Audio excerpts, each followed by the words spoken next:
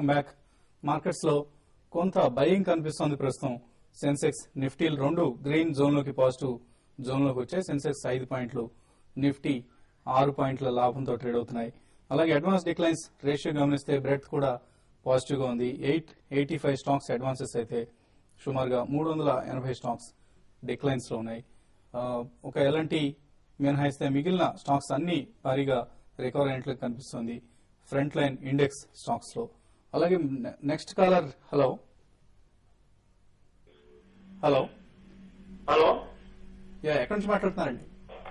నేను హైదరాబాద్ నుంచి మాట్లాడుతున్నానండి. చెప్పండి. ఇది అబాన్ ఆఫ్షోర్ 796 లో బై చేశానండి. ఓకే అండి. అది లాంగ్ స్టాండింగ్ ఉంచుకుంటూ షార్ట్ టర్మ్ తీసుకోవాలండి. ప్రజెంట్ ట్రేడ్ అవుతుంది 740 ఉన్నట్టుంది. అంటే మీ ఉద్దేశం ఏంటండి? మీరు లాంగ్ టర్మ్ కోసం తీస్తున్నారా, short long term? Term already 1 month అయినండి అది పర్చేజ్ చేసి. ఓకే అండి. సో లాంగ్ టర్మ్ కోసం హోల్డ్ చేయగలరు ఆయన అబాన్ ఆఫ్షోర్. ఒకటండి, లోవర్ సైడ్ 645 దాకా వచ్చి అక్కడి నుంచి దాదాపు 100 రూపాయలు పెరిగిందనమాట స్టాక్. ఇప్పుడు ఇక్కడ ట్రేడ్ అవుతుంది. బట్ డెఫినెట్లీ ఏంటంటే ఏదన్నా అనౌన్స్మెంట్ లైక్ వెనిజులన్ రిగ్ ఇది ఇన్సూరెన్స్ క్లెయిమ్స్ కానీ ఇవన్నీ రికవరీస్ వచ్చినప్పుడు కానీ అండ్ అనదర్ రిగ్ ఏదైతే రిప్లేస్మెంట్ అవుతుందో అది కనుక ప్లేస్ అయితే కనుక వర్క్ కి ఇమీడియట్ గా కాస్త జంప్ వచ్చే స్కోప్ కనిపిస్తుంది. బట్ దట్ జంప్ ఏదైనా సరే ఈ స్టాక్ లో జంప్ వస్తే కనుక should be used for exit అనుకుంటాను. క్లోజర్ టు 800 మీ ప్రైస్ కి దగ్గరలో వస్తే కనుక ఈ నెక్స్ట్ కపుల్ ఆఫ్ డేస్ లో పాజిటివ్ న్యూస్ తోటి ఒకసారి ఎగ్జిట్ కండి. స్టాక్ బ్రాడ్ రేంజ్ లో ఉంటుందండి, ట్రేడింగ్ రేంజ్ లో మీరు ట్రేడ్ చేయగలిగితే చేయండి. బట్ అదర్వైజ్ ఎగ్జిట్ అవ్వండి. దట్ రేంజ్ ఈ 680 to 840 అండి. ఓకే అండి. అలాగే మరో కాల్ తీసుకోబోయే ముందు tv5money.com ఈ సైట్ మనది ఏదైతే ఉందో ఇది కొంచెం స్లోగా ఉందన్న కంప్లైంట్స్ ఎక్కువ వస్తున్నాయి ఈ మధ్య. దీన్ని నివారించడం కోసం 1-2 రోజుల్లో సర్వర్ ను మనం చేంజ్ చేయడం జరుగుతుంది. సో అక్కడ నుంచి సైట్ చాలా ఫాస్ట్ గా ఇతర వెబ్సైట్స్ తో పోటీ పడే విధంగా ఉంటుంది. దయచేసి దీన్ని గమనించండి. tv5money.com సబ్స్క్రైబర్స్ కు ఈ అసౌకర్యం కలుగుతున్నందుకు చింతిస్తున్నాం. చక్రధర్ విజయవాడ నుంచి నెక్స్ట్ కాలర్ లైన్ లో ఉన్నారు. చక్రధర్ గారు, గుడ్ ఆఫ్టర్నూన్ అండి. Good afternoon.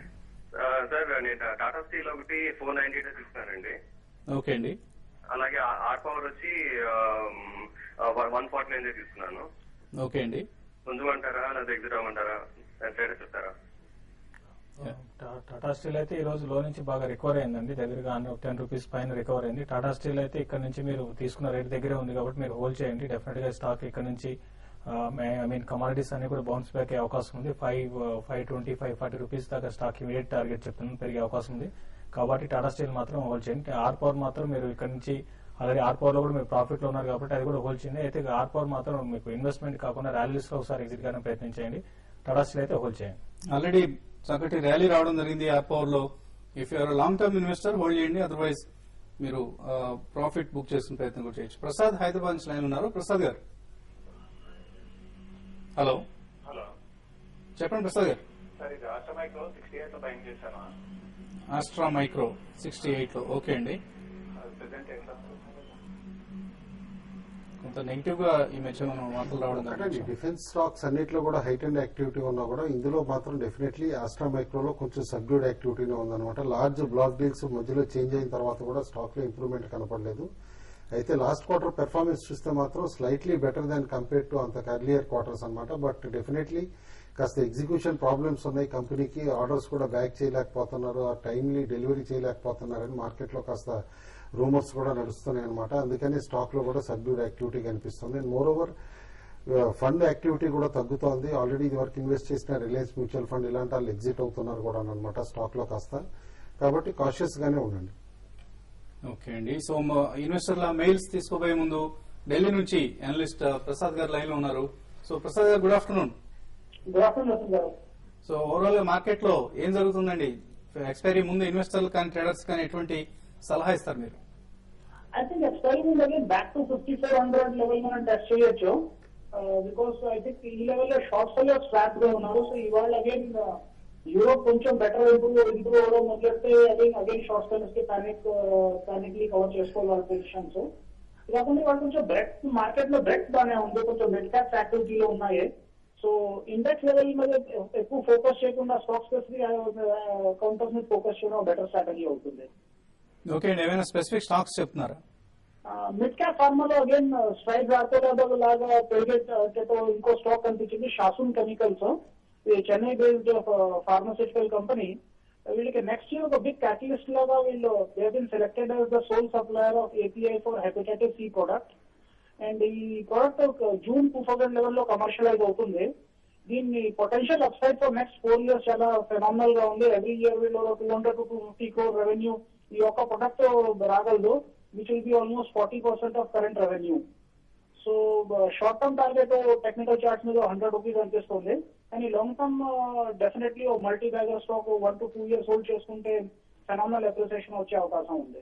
ఓకే అండి, thank you Prasad garu. So Shasun chemicals దీన్ని షార్ట్ టర్మ్ ఇన్వెస్ట్మెంట్ కోసం అలాగే లాంగ్ టర్మ్ మల్టీ బ్యాగర్ గా కూడా పొటెన్షియల్ ఉంది అని ప్రసాద్ గారు రికమెండ్ చేస్తున్నారు. అలాగే ఈమెయిల్ సందేహాలను ఒకసారి గమనిస్తే ఎడ్లపల్లి సుజాత అడుగుతున్నారు, ఏజిస్ లాజిస్టిక్స్ లో ప్రాఫిట్స్ బుక్ చేసుకోవచ్చు అని అడుగుతున్నారు. మీరు ఏ ప్రైస్ లో బై చేశారో కూడా రాస్తే బాగుండేదండి. Anyway stock 52 week highs continuous గా టచ్ అవుతుందండి. And last one month performance చూస్తే నియర్లీ 30% పెరిగిందనమాట స్టాక్.